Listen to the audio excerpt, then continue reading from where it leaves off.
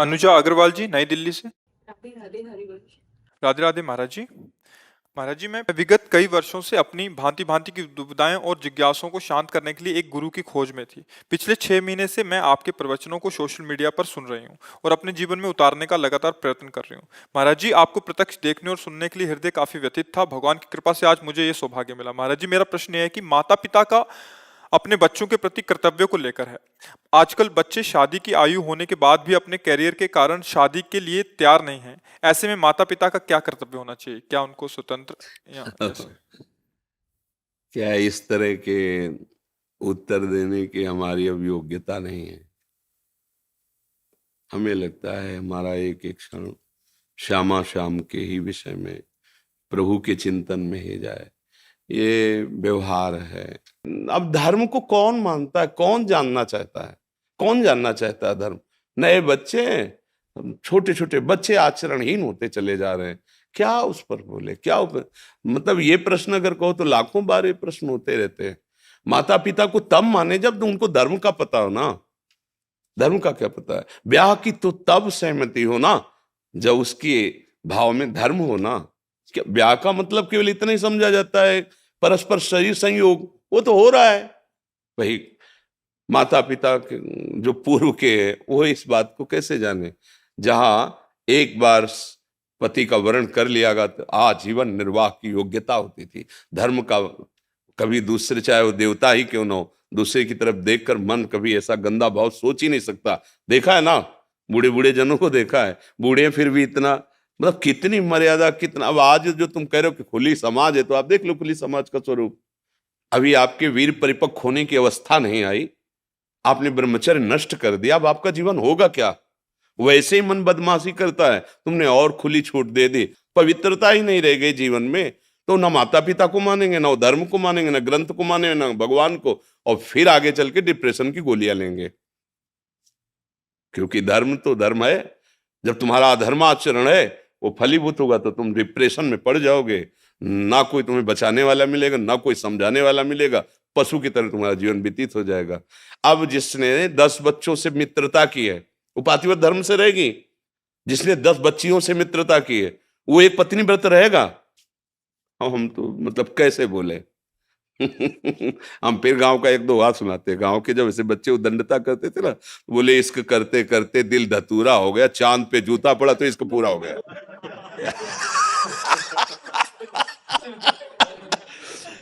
कैसे इसको अब कैसे समझ में आवे, कैसे समझ? आज इस पर हम क्या बोले? मतलब इसकी दशा आप देखो ना, आप देखो, आप समाज में हो, आप बोलो है ना दशा ऐसी? कोई बच्चा बच्ची माता पिता के अनुशासन से युक्त होकर वर का वरण करने के लिए तैयार ही नहीं है। हम स्वतंत्र हैं और फिर बच्चे छल कपट करते हैं। क्या माता पिता तुम्हें, जिन्होंने पाला पोषा है, वो तुम्हें सुंदर वर या सुंदर कन्या नहीं दिला देंगे? और उनकी थोड़ी सहमति लो, उनका भी तुम्हारे जीवन पे अधिकार है। पर नहीं आएगा, नई बात मानेंगे। कलयुग का प्रभाव है। और जब तक बुद्धि शुद्ध नहीं होती तब तक ये साधु महात्माओं की बातें समझ में नहीं आती है। वो बात समझ में आती है जो अभी 2 बात सुना है ना, वो बात समझ में आती है। हाँ, जब पकड़े जाते हैं, जो डंडा चलता तब लगता है कि मम्मी पापा छुड़वा लो, एक बार छुड़वा लो। फिर वही दिखाई देंगे, फिर नहीं दिखाई देंगे बॉयफ्रेंड गर्लफ्रेंड कि छुड़वाने आवे। फिर वही मम्मी पापा, अपनी चाहे जागीर बेचनी पड़े, चाहे जो करना पड़े। तो हमें लगता है कि अपने बच्चों को शुरू से थोड़ी देर बैठा कर मित्रवत उनसे अपनी बातें कहनी चाहिए। ये नहीं सोचना चाहिए कि हमारा पुत्र है हमसे, नहीं नहीं, उनकी गंदी बातों पर, उनके गंदे विचारों पर अपना अंकुश लगाना चाहिए। मित्रवत व्यवहार करना, जैसे बच्चे सयाने हो लेकिन लगे ना, तो ऐसे बैठालना चाहिए। साथ खाओ, थोड़ी देर समय दो, खेलो उनके साथ, और उनसे मित्रवत के दो, तुमको छुपाना मत। तुम जो चाहोगे हम है ना तुम्हारे साथ, तुम बताओ, कोई गलत कार्य मत करना। अगर तुम्हें ऐसा कुछ लगे मुझे बताना, मैं आगे खड़ा होऊंगा। तो उनको लगने लगेगा कि मेरे पापा मित्र भी हैं, मैं अपनी बात कोई नहीं छुपाऊंगा अपने पापा, वो समझ जाएगा। अब अपने लोग इतने मस्त रहते हो कि वो देख ही नहीं पाते कि उनका क्या चल रहा है। और जब वो ऐसे फंस जाते हैं तो ना आपसे बता सकते हैं ना समाज से बता, तो उनको रास्ता नजर नहीं आता, फिर वो मानसिकता में परेशान हो जाते हैं। तो ये ब्याह आदि की बातें तो तब समझ में आए जब धर्म की बात, और उसे कहा जाता है आज की नई समाज। जीवन को नष्ट कर देना। प्यार एक से करके देखो, माता पिता की सहमति से करके देखो, उसी में भगवान की कृपा नजर आएगी, उसी में भगवान नजर आने लगेंगे। ये बेविचार से भगवान थोड़ी नहीं नजर आते हैं आज इससे कल। ये तो मनोरंजन है मन का, और इस मनोरंजन से तुम्हें नरक की प्राप्ति होगी, दुर्गति होगी, बुद्धि भ्रष्ट हो जाएगी, ऐसी जगह फंसाएगी जहां से निकल ही नहीं पाओगे। देखना, खुद देखो, आप देखो ना क्या हो रहा है समाज में। पर ये विषय में लगता है कि जैसे बोले हैं तो मन मलिन वाली बातें, राधा राधा राधा, कोई भगवत चर्चा, भगवत प्राप्ति की बात तो अच्छा, ये तो समाज में चल ही रहा है सर। लया समाज है। हमारी प्रार्थना यही कि इन किन प्रकार हमारी बातें सुने, किसी तरह वो ये समझे कि शराब पीना, व्यभिचार करना, मांस खाना, माता पिता की आज्ञा का उल्लंघन करना, ये तुम्हारे जीवन को, जिसे तुम उन्नति समझ रहे हो, ये पतन के मार्ग में ले जा रहा है। अब सच्ची कहते हैं, अब भले वो राक्षसी प्रवृत्ति को कोई ऐसे ऐसे कलयुग का प्रभाव नहीं, कोई भी माता पिता जरूरत पड़े तो दिल काट के रख दे बच्चे के लिए। ऐसा ऐसा देखा गया है कि वो गरीब है, कर्जा लेकर के भी अपने बच्चे को पढ़ा रहा है, मेहनत कर, और वही बच्चे जब पढ़ लिख जाते हैं तो उनकी उनकी अवहेलना करते हैं। क्या पढ़ाई, पढ़ाई तो विनय विद्या विनयम ददाति। अगर विद्या जागृत तो विनय नम, कम से कम उस माता पिता से अपना तो हृदय भाव रखना चाहिए बच्चों को। और ऐसी जगह फंस जाते हैं कि तो कैसे कैसे समझाए उनको, कैसे विश्वास दे कि तुम्हारे माता पिता तुम्हारे भगवान है यार, तुम्हारा परम मंगल करेंगे, वो कभी अहित नहीं कर सके। वो राक्षसों की बात अलग है, कुछ ऐसे राक्षस स्वभाव के होते हैं, जैसे राक्षस ये अपने बच्चों के साथ दुर्व्यवहार करना, या वो राक्षस है, उनके बात नहीं। मनुष्यता में, अरे पशु भी अपने बच्चों से प्यार करता है, फिर मनुष्य अपने बच्चे का अहित कैसे चाह सकता है। पर ये बच्चे नहीं समझते हैं, वो समझते हैं कि पुराने जमाने के इनके विचार हैं, अब तो नया जमाना है, नए। अब उस नए जमाने में या पुराने जमाने में धर्म तो एक ही है ना। अगर आप अधर्म करोगे तो उसका दंड तो मिलेगा ही ना, मिलेगा, आज नहीं तो कल मिलेगा। तो हमें लगता है आप सब लोग अपने परिवार को, कम से कम बच्चों को तो इतना तो समझाओ कि गलत क्या है, सही क्या है। देखो बच्चे नहीं समझते, नहीं समझते, वास्तविक नहीं समझते। कम से कम 20 वर्ष 25 वर्ष तक ब्रह्मचर्य रहा, फिर ब्याह किया तो सुंदर पुष्ट संतानें उत्पन्न हुई, फिर उसको वो ब्रह्मचर्य का अभ्यास पूर्व है, फिर संयम में आ गया, भगवत प्राप्ति कर ली, जीवन धन्य हो गया। बारोट बड़ोबा जी, राधे राधे महाराज जी, आपके चरणों में कोटि कोटि प्रणाम। महाराज जी, मेरा सवाल है कि माता पिता और गुरु जी की तुलना में किसका दर्जा ऊपर होना चाहिए? माता पिता या किसी संबंध के कारण गुरु का चयन करा दें उनका? गुरु का जो वर्ण होता है वो परमार्थ के लिए होता है। माता पिता का जो आदेश पालन, सेवा शुश्रा, ये व्यवहार को लेकर है। माता पिता के अंदर जो तत्व है वही गुरु के हृदय में है, वही शिष्य के हृदय में है, वही पुत्र के हृदय में है। इसी बात को समझने के लिए गुरु का आश्रय लिया जाता है। जो सर्वत्र व्याप्त परमात्म तत्व है उसकी अनुभूति के लिए गुरु का आश्रय लिया जाता है। माता पिता का सेवन करना धर्म है, लेकिन गुरु का सेवन करना परम धर्म है। धर्मम भजस्व सततम, सतत धर्म का ही सेवन करना चाहिए। पर त्यज लोक धर्मान, लोक धर्मों का त्याग करके कैसे होगा? सेवन सदा साधु पुरुषान जहि काम तृष्णाम। सदा साधु पुरुष जो भगवत भाव को प्राप्त होकर के द्वंद्वातीत स्थिति में है, उन महापुरुषों का सेवन करो। जय काम तृष्णाम, कामना और भोगे हुए विषयों के भोगने की पुनः इच्छा का नाम तृष्णा। कामना और तृष्णा का त्याग करके भगवत प्रेमी महात्माओं का संग करो तो लोक धर्म का त्याग हो करके भागवत धर्म, प्रेम धर्म में तुम्हारी स्थिति हो जाएगी। त्यज लोक धर्मान सेवन सदा साधु पुरुषन जय काम तृष्णाम। अन्यस्य दोष गुण चिंतन माशु मुक्त्वा सेवा कथा रसमहो नितराम पिबत्वम। ये भगवत प्राप्ति का पूर्ण श्लोक है। दूसरे के गुण दोषों का चिंतन करना त्याग दे। पहली श्रेणी में उपासक तो ये समझे कि जड़ चेतन गुण दोष में विश्व की न करतार, संत हंस गुण गाय पे परिहरिवार विकार। जैसे जल और दूध एक जगह मिला के रख दो तो हंस केवल दूध ले लेगा, जल छोड़ देगा। ऐसे हंस स्वभाव का उपासक इस संसार को देखे कि गुण और दोष दोनों से मिला हुआ है। जैसे पानी और दूध मिला हुआ है, तो वो गुण रूपी दूध ले ले, पानी को छोड़ दे। किसी की निंदा करने की जरूरत नहीं। फिर इसके ऊपर उपासक की एक स्थिति होती है, तात सुनहु मायाकृत गुण और दोष अनेक, गुण या उभय न देखी, देखी सो विवेक। उत्तम उपासक वो है ना जो किसी के गुण देखता है, ना किसी के दोष देखता है, उसमें भगवत भाव रखता है। मेरे प्रभु ही त्रिगुणात्मिका माया को स्वीकार करके लीला कर रहे हैं।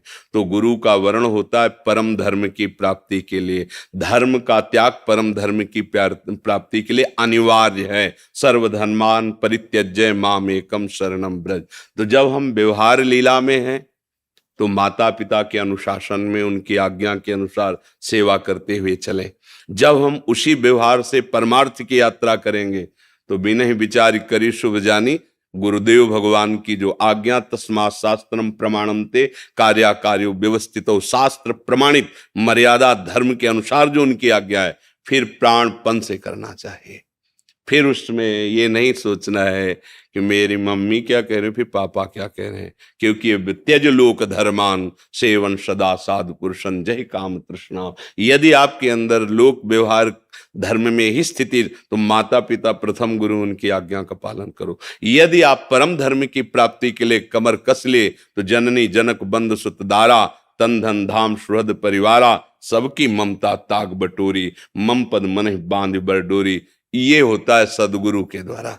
वो तुम्हारी एक एक वृत्ति को कैसे घसीट कर प्रभु में लगाना है, ये उपासना बताता है, मंत्र बताता है, मार्ग बताता है। अब वहां सदगुरुदेव की वाणी के सामने भगवान की भी बात नहीं। तजो न नारद कर उपदेशु, आप कहें सत बार महेशु। पार्वती जी कह रहे हैं, हे सप्तऋषियों, मैं अपने गुरुदेव नारद की आज्ञा को उल्लंघन नहीं कर सकती।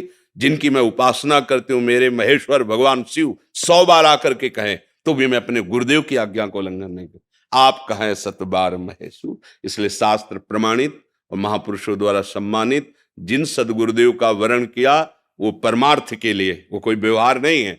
उनकी वाणी हमारा जीवन है, उसी की पर हम जीवन बलिदान कर देंगे, सब कुछ हो गया। मातृ ऋण, पितृ ऋण, देव ऋण, ऋषि ऋण, सबसे ऋण हो गया और भगवत प्राप्त महात्मा बन जाएगा। व्यवहार पालन के लिए माता पिता की आज्ञा का अनिवार्य है, पालन करे। परमार्थ में कदम रखने पर, गुरुदेव की शरण होने पर, बस एक बात, मंत्र मूलम गुरु वाक्यम, जो गुरुदेव बोल दें। और गुरुदेव वर्ण ही तभी किए जाते हैं जब परमार्थ की प्राप्ति की बात हो। ये व्यवहार में ऐसा ना कर लेना चाहिए कि मन आया गुरु बना लिया, फिर उनकी आज्ञा मान रहे, ना भजन करें, मनमानी, आज दुर्गति हो जाएगी। ऐसे तो सुधरने के चांस हैं, लेकिन गुरु बना के पापाचरण करोगे, रजिस्टर्ड, उसको भोगना पड़ेगा तुम्हें। इसलिए सावधान। जब गुरु बनाओ तो ये तुम्हारे अंदर आ जानी चाहिए कि अब हमारा जीवन गुरुदेव के वचनों पर, अब जो ही कहें करें हम सोई, आयुष लिए चले निजदासी, मन क्रम वचन त्रिशुद्ध सकल मत, हम श्री हित हरिवंश उपासी। आज इनको बना लिया, काल उनको बना लिया, परसों, ये दुर्गति का मार्ग हो जाएगा। और जबकि गुरुदेव का वर्ण परम सदगति के लिए है।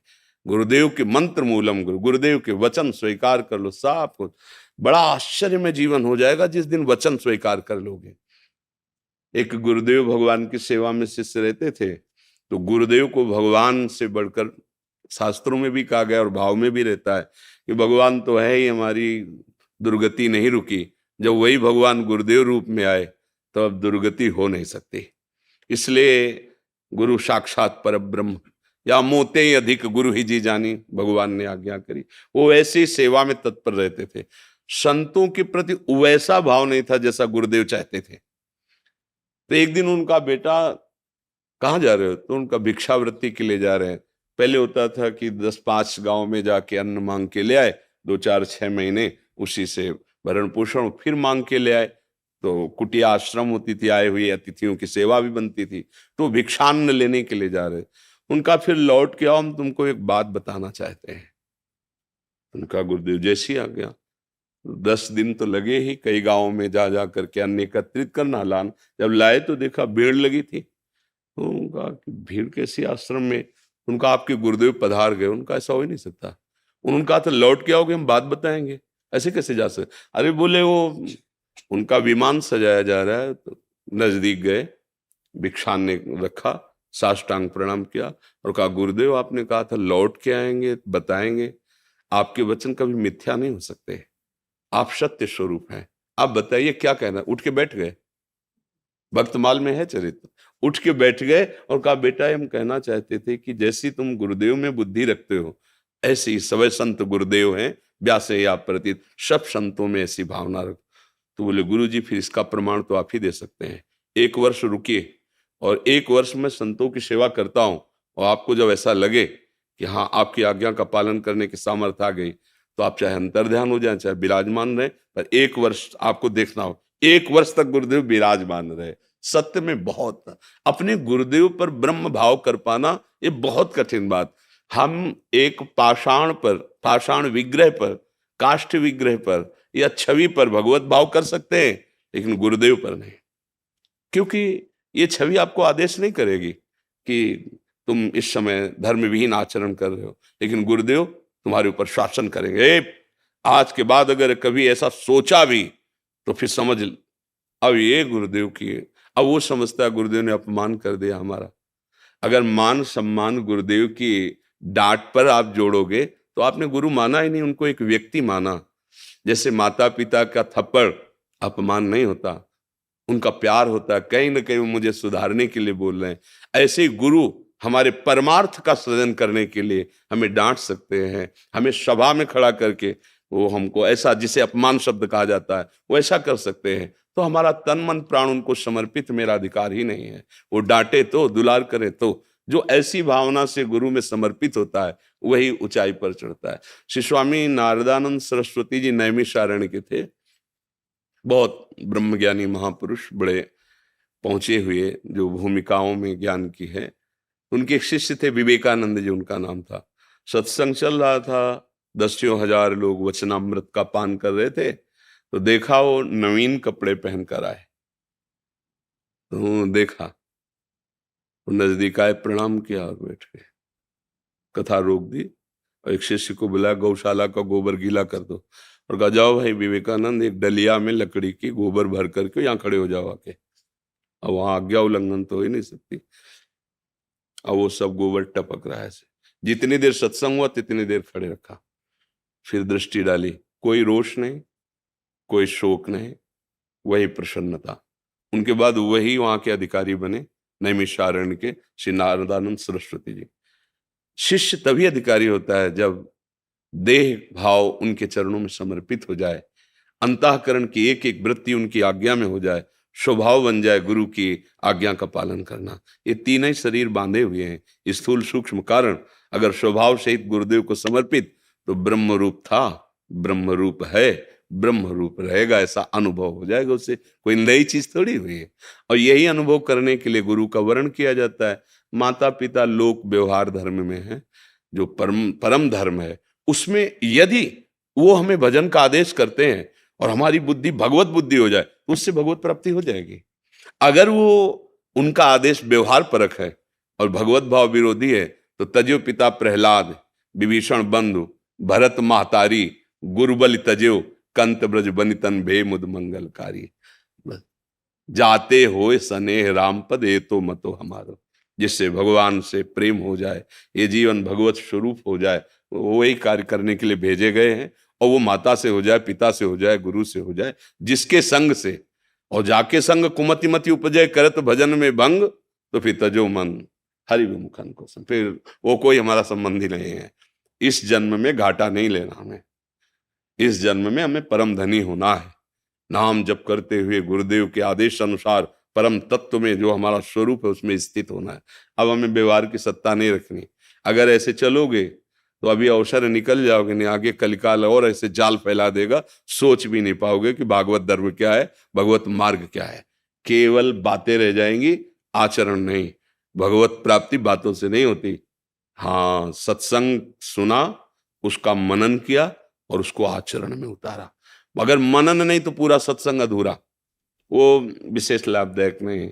वो भागवत में आता है ना, गोकर्ण जी जो भागवत सुनाए तो धुंधुकारी जी के लिए विमान आया और सबके लिए विमान नहीं आया। तो वही क्यों विमान नहीं लाए? बोले इसने मनन किया है। हमने मनन नहीं किया, सुना तो सबने, मनन नहीं। इसलिए सब मनन करो, अगली बार सबको विमान में है बैठकर मनन। जो हम बातें गुरुजनों की सुने, मनन, और मनन का फल है वैसे ही आचरण में स्थित हो जाए। जो सत्संग में सुना, मनन किया, तभी लाभ मिलेगा जी। दीपक तिवारी जी फरीदाबाद से। श्री हरिवंश महाराज जी, राधे राधे। आपके चरणों में कोटि कोटि प्रणाम। महाराज जी, अभी तक कोई गुरु नहीं बना पाया। जितना संत महात्माओं को सुना है और समझा है, उससे इतना समझ आया कि जब क्षमता हो जाएगी तब गुरु जी अपने आप मिल जाएंगे। परंतु अभी तक जितना समझ आता है, संत जनों की सत्संग सुनने के बाद प्रयास करते हैं, परंतु जब कुछ प्रश्न आते हैं मन में तो उसका जवाब नहीं मिल पाता, तो समझ नहीं आता कि सही रास्ते पर हूं भी या नहीं। एक सबसे बड़ा डर ये है ऐसा कि देखो, सत्संग यदि सुनते हो तो मुझे लगता है किसी भी प्रश्न का ऐसा कोई स्वरूप नहीं जिसका उत्तर संतों की वाणी में ना हो। अगर आप एक सत्संग ध्यान से सुन लेंगे तो समाधान सब प्रश्नों को मिल जाएगा। क्योंकि प्रश्न तभी तक उदय होते हैं जब तक भजन नहीं होता, और भजन है तो प्रश्न के लिए अब कोई जगह नहीं रह गई है।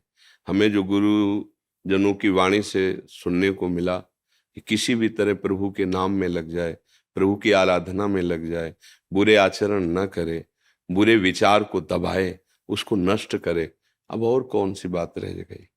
गुरु बनाना, बिगाड़ना, ये लौकिक क्रियाएं हैं।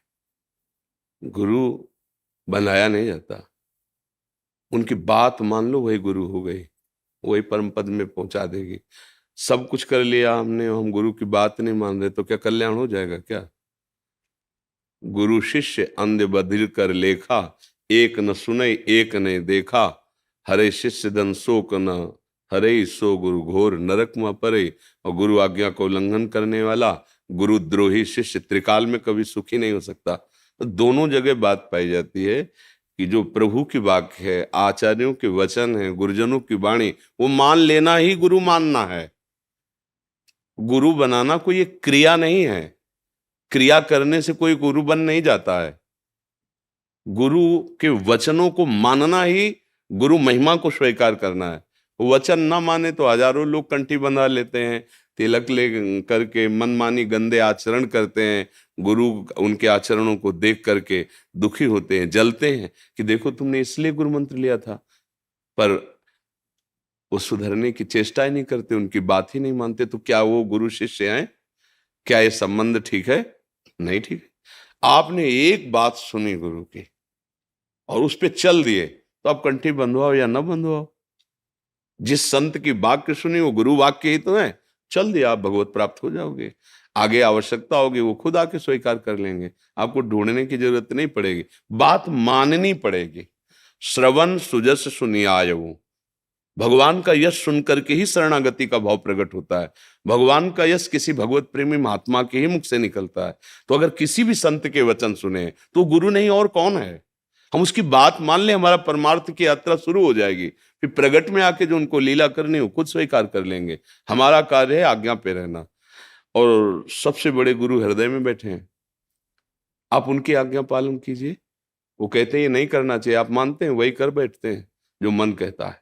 अंदर से प्रेरणा आती गलत है, नहीं करना चाहिए, इसका दंड मिलेगा, पर आप मानते हैं? नहीं मानते, तो बाहरी गुरु बना करके भी क्या मान लेंगे।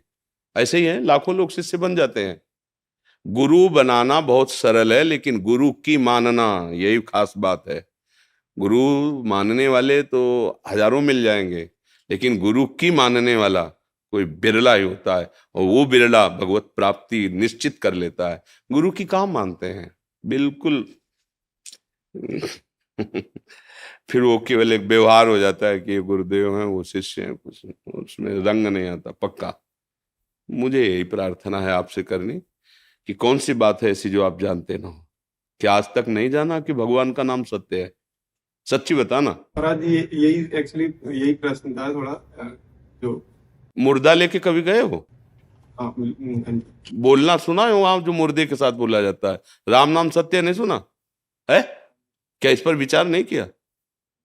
अरे और उपदेश तो जाने दो। मुर्दा लेके जब जाते हैं तो क्या बोलते हैं? बोलते हैं ना, राम नाम सत्य है, गोविंद नाम सत्य है, यहाँ ब्रज में गोपाल नाम सत्य है, गोविंद नाम सत्य। नहीं समझ में आ रहा क्या कह रहे हैं? वो झूठ थोड़ी बोल रहे हैं। अंतिम यात्रा यही होती है, राम नाम सत्य। अगर जिंदगी में उतार लो कि भगवान का नाम सत्य है, तो तुम सत्य स्वरूप में स्थित हो जाओगे। भगवान का नाम सत्य नारायण है ना, सत्य में स्थित हो जाओगे। अब मानना है नहीं कोई बात, कह रहे हैं राम नाम सत्य, उसको फूंक के आ रहे हैं, और ये दिमाग काम नहीं कर रहा कि एक क्षण में इस शरीर की भी यही दशा होगी, हमको भी जाना है। और कहा जा रहा है राम नाम सत्य है, तो मैं सत्य को स्वीकार कर लूं, फिर आके संसार के कार्य में लग गए। वो भूल गए जो दृश्य देख के आए थे कि यार ये शरीर जिसको इतना प्यार किया कि सब छूट गया, और उसको जला के आ रहे हैं, तो उसी में उच्चारण करते हैं राम नाम सत्य। पकड़ सत्य को, अभी कल्याण हो जाएगा। आपकी बहन को कोई गंदी दृष्टि से देखे, आपको कैसा लगेगा? आप किसी की बहन को फिर गंदी दृष्टि से मत देखिए। हर चीज आत्मना प्रतिकूलानि परेशान न समाचरे। किसी को उपदेश ज्यादा लेने की जरूरत नहीं, मानने की जरूरत है। आपके अंदर क्या ऐसी बात नहीं आती? आपके साथ कोई कठोर व्यवहार, अधर्माचरण, पाप छल करे, आपको कैसा लगेगा? तो आप ऐसा व्यवहार दूसरे से मत करो। पर ऐसा नहीं है, ज्यादा कुछ समझने की जरूरत नहीं, जितना समझ गए उतना चल दो, तो आगे का रास्ता प्रकाशित हो जाएगा। पर हम लोग जानते बहुत है।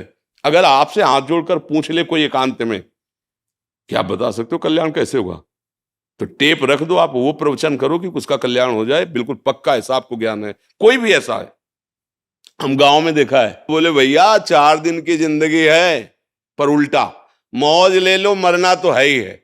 ये ज्ञान है, पता 4 दिन की जिंदगी, कुछ साथ नहीं जाएगा, मौज ले तो कौन सी मस्ती लो? भगवदानंद की मस्ती, विषयान तमाकू और गांजा की।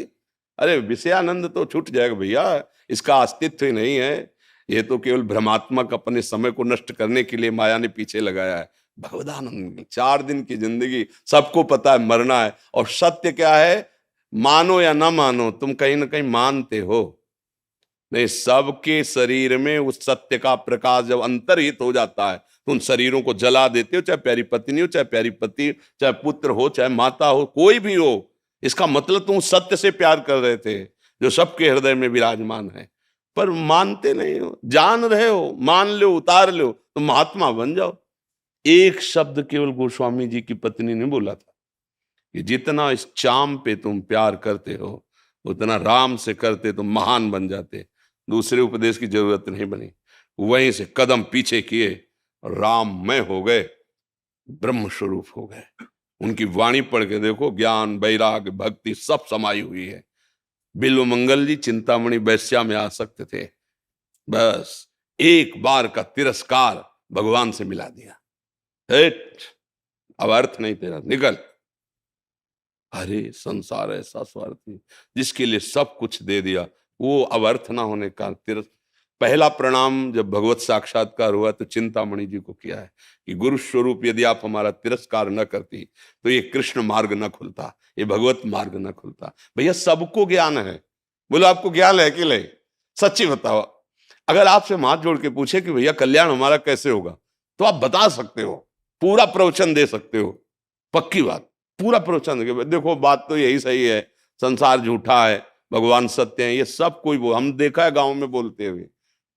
तो इसलिए भाई ज्यादा प्रश्न उत्तर की जरूरत नहीं, ज्यादा आचरण में उतारने की जरूरत है, बात मानने की जरूरत है। आप बात मान लो, जो हमारे संतों ने कहा है, शास्त्रों ने कहा है, उसी से कल्याण होगा। आप गुरु बना भी लिए, बात नहीं मान रहे तो और दुर्गति में फंसोगे। क्योंकि पहले तो चांस था गुरु शरण में जाकर दैन्यता पूर्वक अहंकार का समर्पण करके निष्पाप होने का। अब तो गुरु बना करके उनकी आज्ञा को उल्लंघन करके बहुत बड़ा अपराध हो रहा है। वो ऐसे ही पाप हो रहे हैं, गुरुद्रोह और कर रहे हो। आज्ञा उल्लंघन गुरुद्रोह है। वैष्णव द्रोह तुम्हें जीने नहीं देगा, फिर गुरुद्रोह वो तो तुम्हारी बुद्धि को भ्रष्ट ही कर देगा। तो इसलिए हम कहते हैं जल्दी किसी को गुरु मत बनाओ, उनकी बात मान लो। और जब रंग आ जाएगा ना, फिर वो अपने आप वही आ जाते हैं गुरु बन करके, दूसरा कोई नहीं। वही गुरु है, सबके गुरु भगवान ही है। वही कोई रूप रख के आ जाए, कहीं से भी वो संभाल ले, ये उनका खेल है। पर हमें बात माना, बात नहीं माना तो हमें सब नाटक सा लगता है। बात ना माने तो सब नाटक सा लगता है, फिर कुछ लाभ नहीं मिलता। बोले 20 साल से गुरु बनाए हो गए, परिवर्तन इतना नहीं। अरे उसी क्षण से तुम्हारा परिवर्तन प्रारंभ हो जाएगा। बात तो मान लो गुरु जी की। देखो ये तो भागवतिक बात है, धनुर्विद्या में भाव काम नहीं करता, उसमें प्रगट में शिक्षा चाहिए। लेकिन वो बनवासी एकलव्य ने द्रोणाचार्य जी ने कहा हम शिष्य नहीं बनाएंगे, और उसने मान लिया द्रोणाचार्य को गुरु। तो देखो धनुर्विद्या का प्रकांड पंडित हो गया। अर्जुन जी उसके सामने नहीं थे। अर्जुन ने खुद स्वीकार किया, कुत्ता भौंकने के लिए मुंह फैलाया, इतनी शीघ्रता से बाणों से भर दिया, कहीं खून नहीं। तो उनका ऐसा हस्त लाभ हो, ये पर हमारे गुरुजी ने तो हमको विश्व का सबसे बड़ा धनुर्धर होने का आशीर्वाद दिया। आज वो आशीर्वाद, तुम किसके शिष्य हो? तो उनका गुरु द्रोणाचार्य के।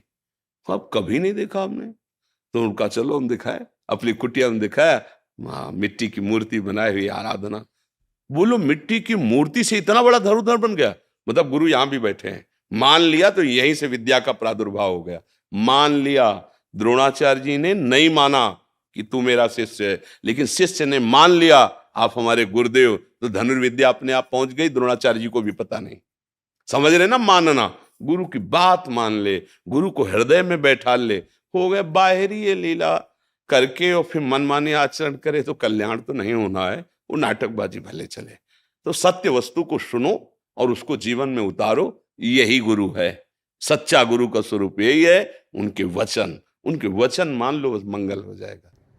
बाकी बस एक थोड़ा सा डर ये लगता है कि जैसे अनुभव, जैसे आप जैसे बता रहे हैं कि रंग उतारने वाला। देखो हमारी बात सुनो, एक गुरु ने एक टार्च दी, शिष्य को जाना था स्नान करने, टिम टिम चा टार्च जरा सा ऐसे, तो उसने कहा गुरुजी इससे हम यमुना जी पहुंच जाएंगे, 2 हाथ की तो प्रकाश इसमें है नहीं। तो बोले इससे क्या दिखाए? बोले 1 कदम बरकत। तो बोले 1 पैर रखोगे ना, बस 1-1 पैर रखते चले जाओ, तुम पहुंच जाओगे जहां। जितना तुम्हें ज्ञान है, तुम्हें भय नहीं करना, पहले उस पर खड़े तो हो तुम। जितनी जानकारी उस पर खड़े हो, आगे की जानकारी खुद प्रकाशित हो जाएगी। ये चली हुई बात कह रहे हैं, ये कोई कल्पना की नहीं कह रहे हैं। हाँ, जीवन में ऐसा रहा है, बच्चापन से गुरु कृपा से पूर्व से ऐसी असंग बुद्धि रही है, वचन माने, बैठकर चरणों में सुना, उसको जीवन में उतारा। दोबारा अगर दिखाई दे जाए तो कभी ऐसा नहीं कि आप नहीं, आपका इच्छा है तो आप बोल दीजिए, नहीं इच्छा है तो हमारे प्रभु स्वरूप आप हो, हम आपसे बगल से निकल जाएंगे, अपनी तरफ से हम आपको छेड़ेंगे नहीं। आप अपने चिंतन में मगन रहो, अपने असंगो हम, अपने आप आगे का रास्ता हो, असंगो हम। अगर हम अपनी बुद्धि किसी के ऐसे संग में रख दें जो हमारे मार्ग के विरुद्ध हमें प्रेरणा दे, तो हमारा मार्ग रुक सकता है।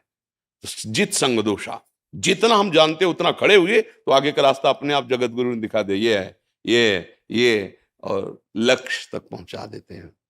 हमें बिल्कुल घबराहट, अब प्रभु के आश्रित हो जाइए तो भय खत्म हो जाएगा।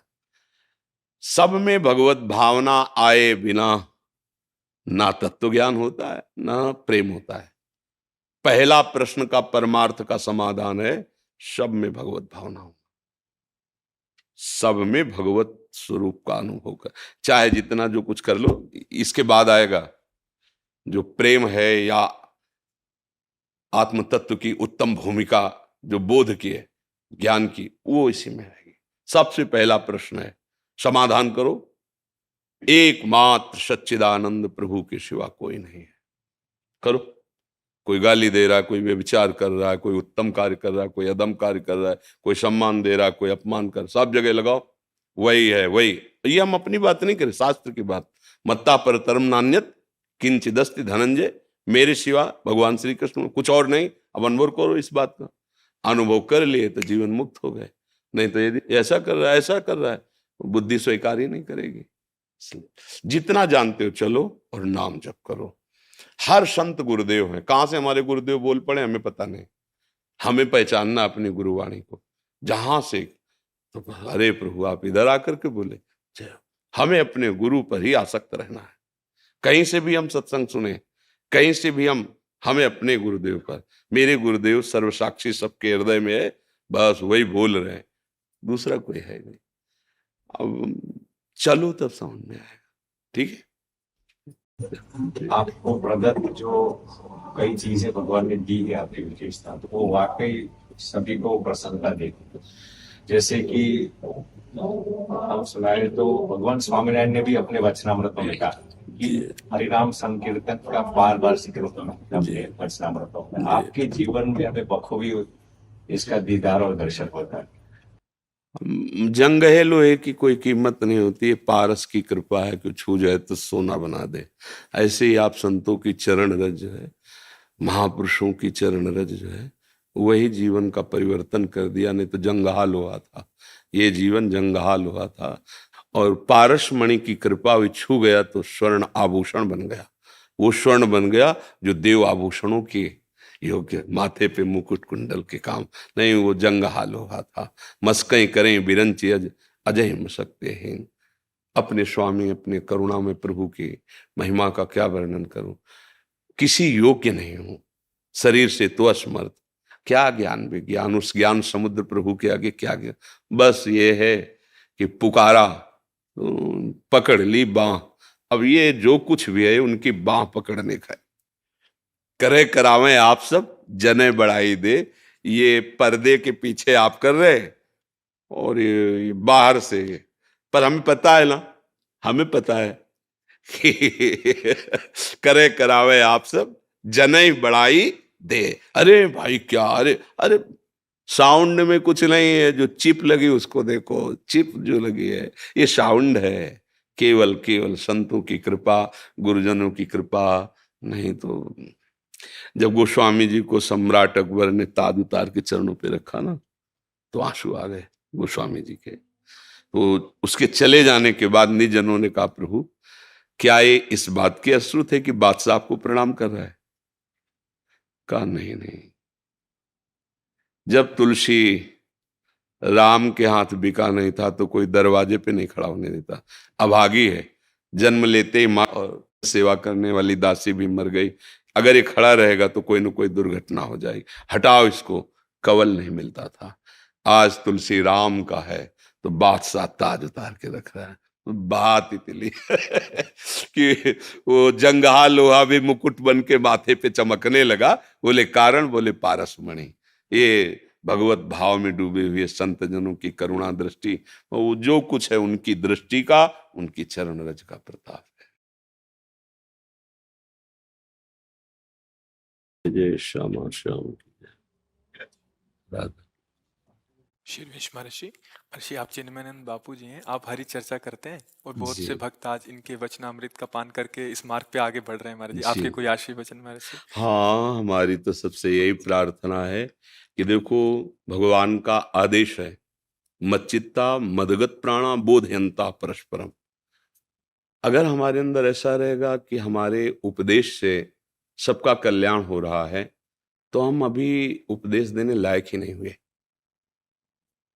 हम अपने स्वामी की चर्चा करते हैं और हमारे स्वामी विविध रूपों में आकर के हमें सुख देने के लिए श्रोता बन के बैठ जाते हैं।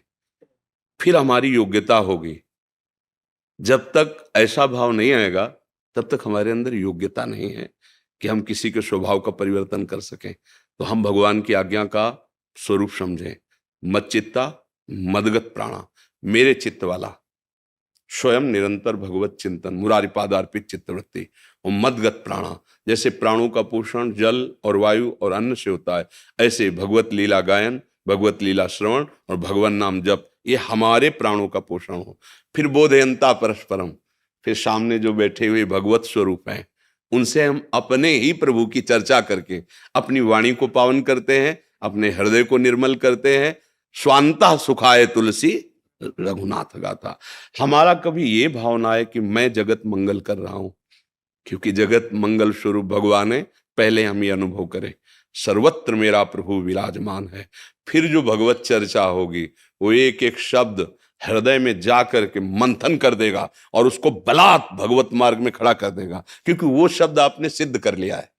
जो उपदेश कर रहे हैं वो अपने जीवन में आचरण में उतार कर सिद्ध कर लिया है। हम सबको जो भागवतिक पदों में बैठ करके भगवत चर्चा करते हैं, जिनके हृदय में शास्त्रों के गूढ़ वाक्यों को सरल भाव से सबके श्रवणेंद्रिय में पहुंचे, ऐसी भावना से, और उनकी श्रवणेंद्रिय में पहुंचे, इससे मुझे सुख मिलेगा, मेरी सेवा बन जाएगी कि मैं सब भगवत स्वरूपों को भगवान का यश सुना रहा हूं।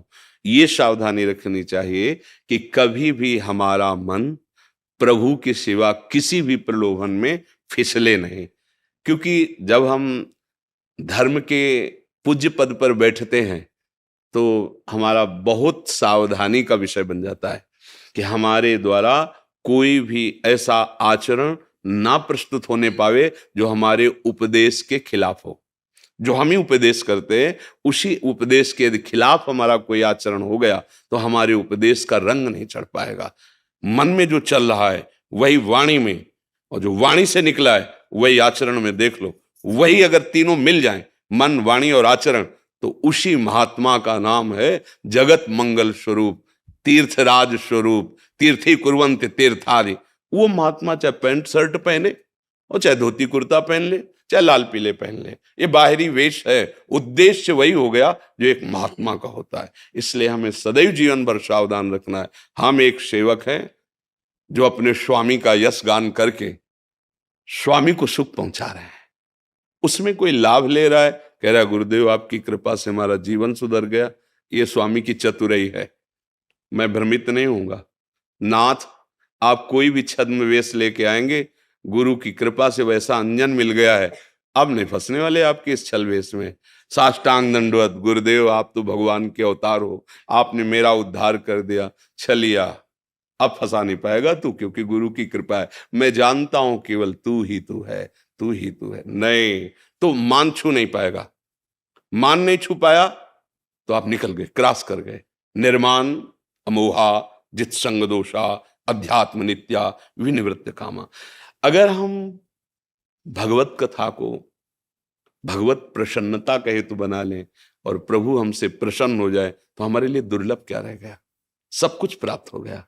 अगर हम भगवत कथा को किसी लोक कामना की पूर्ति के लिए करते हैं तो अभी हम प्रभु की जो कथा कह रहे हैं उसका रहस्य नहीं जाने। उसका फल है प्रेम, भगवत प्रेम। और जिसे प्रेम मिल गया, जब पारसमणि मिल गई तो 100-200 ग्राम सोना की याचना करना अल्पज्ञता ही रहेगी। जिसमें महान यश भरा हुआ प्रभु का है, वो विश्वंभर एक क्षण में नवीन सृष्टि रच देता है, तो मेरे लिए वो क्या कमी रखेगा?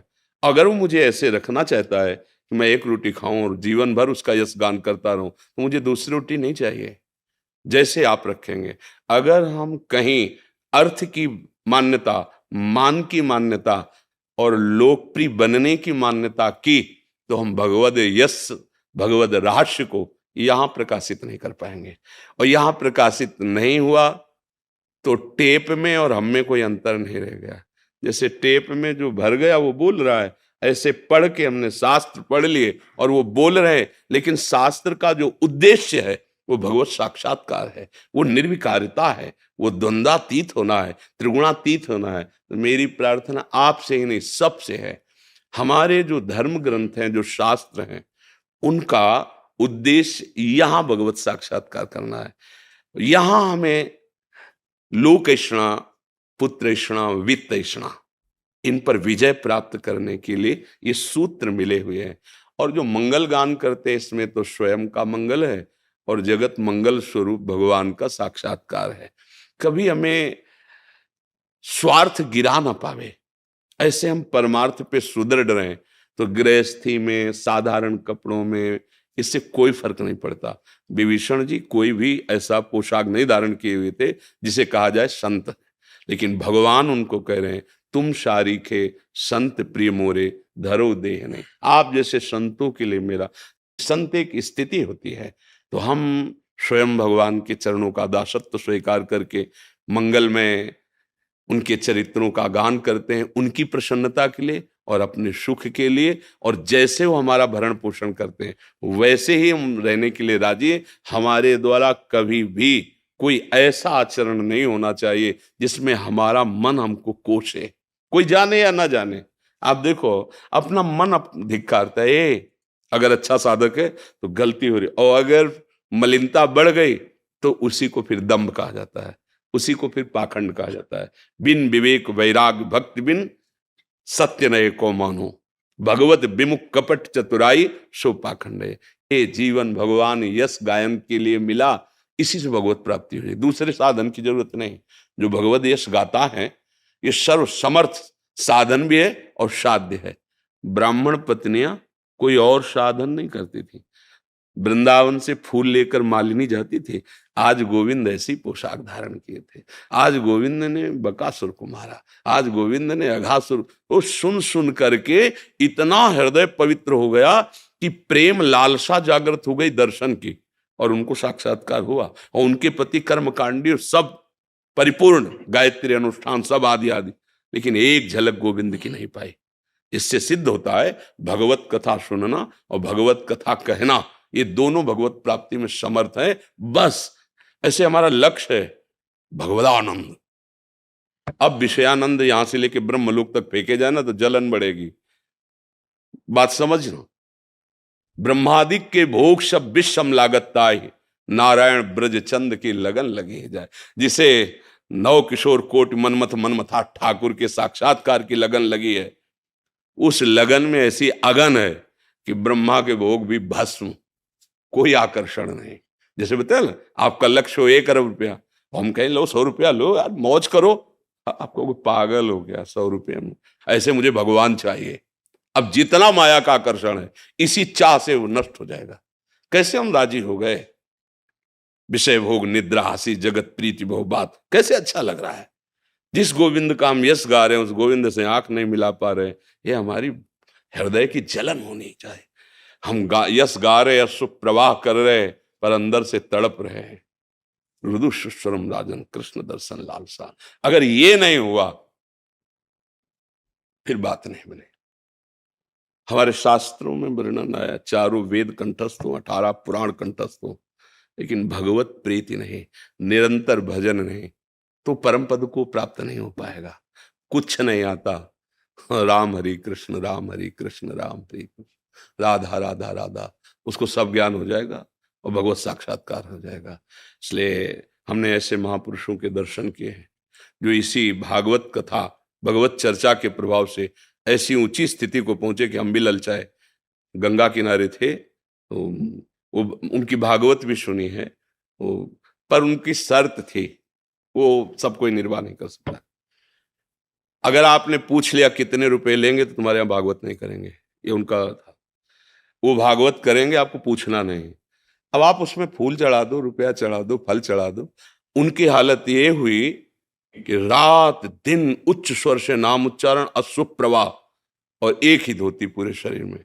परिवार ने त्याग दिया, क्योंकि अपने आप बंधन छूटता चला जाता है ना। परिवार ने त्याग दिया, भागवत कथा बंद हो गई, और ऐसे रो के चिल्लाते थे नीलमणि बड़े। तो उस समय नए नए हम संत वेश में 13 वर्ष से बाद, तो एकांत में हम उनके चरण पकड़ के रोते कि क्या कभी ऐसी हमारी स्थिति होगी, क्या कभी ऐसी स्थिति। बस रोना ही रोना। उस समय शोभन सरकार भी विराजमान थे, वो शोभन सरकार के पास भी गए। सरकार 3 दिन अपने पास उनको रखे थे। वाह, कैसी भागवती की स्थिति है। ये हुआ श्री कृष्ण कथा का रंग। रत्नावती जी भक्तों की भूप कही गई, केवल कथा का रंग, कोई साधन नहीं था। दासी चरणों को हा कुंज बिहारी कहे, तू रहती मेरे पास, किस पुरुष का नाम ले रही। उनको ये भी पता नहीं था कुंज बिहारी भगवान का नाम। तो उनका, महारानी आप मत पूछो, फंस जाओगे, हम ही फंसी है, आप रह ले। नहीं बोल के कौन है? तो उनका ठाकुर है वृंदावन के, संतों की कृपा से ऐसा अब जिया नहीं जाता आपसे कहे।